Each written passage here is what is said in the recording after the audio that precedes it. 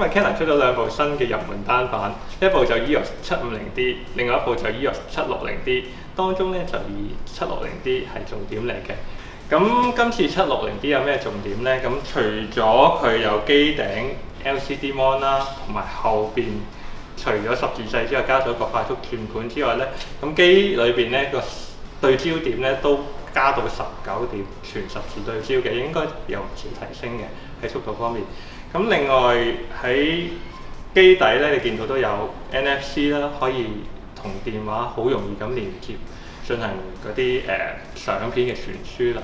今次760D另一個最大嘅進步咧，就係引入咗全新嘅19點全十字對焦。咁咧除咗單點去選擇啦，咁另外咧都仲會有多區嘅選擇，另外就有全區嘅選擇嘅，方便用家去依照唔同題材去選擇唔同嘅模式。